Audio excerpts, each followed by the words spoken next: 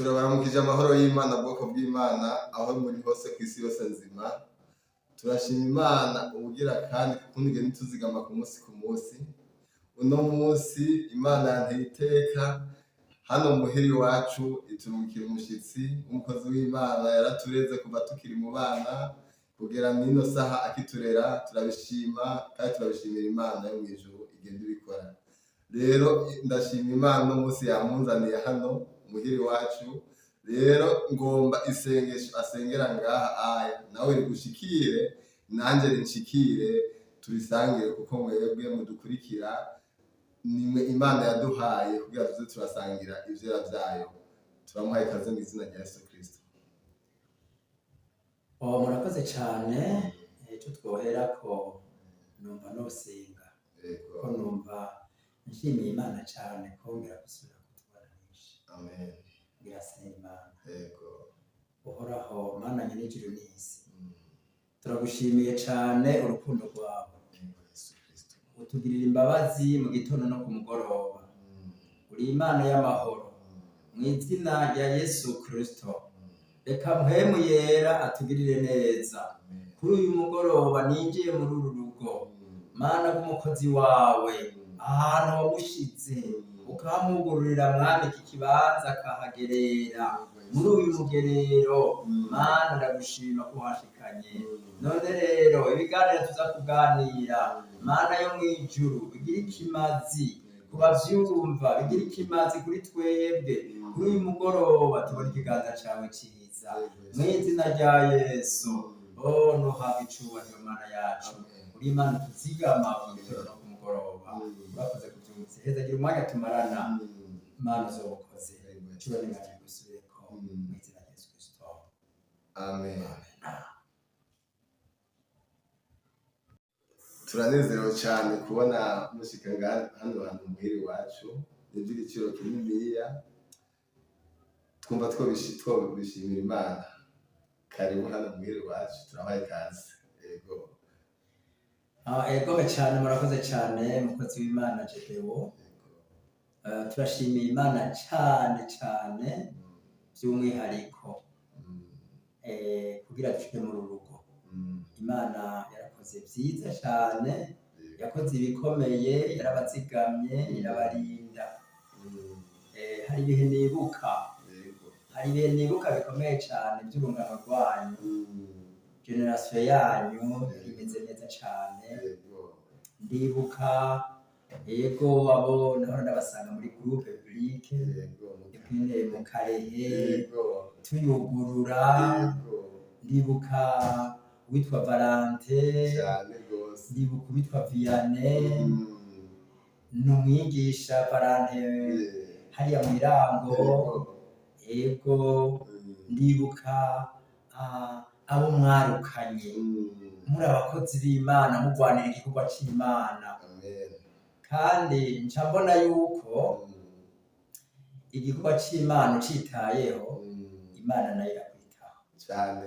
Imana yarabitayeho cyane. Ndibuka ba Bosco uragamwe kwanyu. Ndibuka hariya mu Irango naho hari habitwa ba Clavera bari muri Amerika. Ndibuka ba Manueli. Yego Manueli umupastori hariya Bujumbura, n'umukozi w'Imana ameze neza. Ndabibuka nkumva umutima wanje uranezerewe cyane. Natwe ndanezerewe cyane gusubira kubabona kandi Imana kugira isubire kuduhuza kabisa. Ndabishimira Imana. Yego cyane. Aha niho muhira rero. Ndashima Imana ukuntu igenda ingirira neza ku munsi, ukuntu igenda inyitayeho. Ndabikengurukira nitugwanirira. Yego. Hari ijambo ry'Imana riri mu gitabo ca Yosuwa. Mu gitabo ca Yosuwa igice ca mbere, Imana yabwiye Mose ngo arobanure Yosuwa. Hanyuma Yosuwa aragira ubwoba aribaza bizogenda gute ivyanje, aba bantu bakomeye gutya, iri hanga ridasanzwe, mbega bizogenda gute?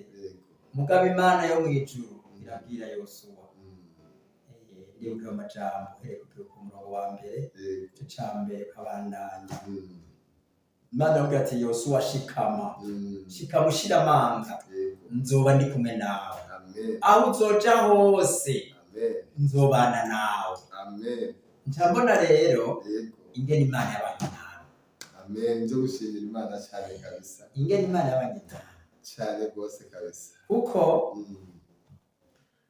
uriko uritegereza ingene Imana yazimye ba Yosefu.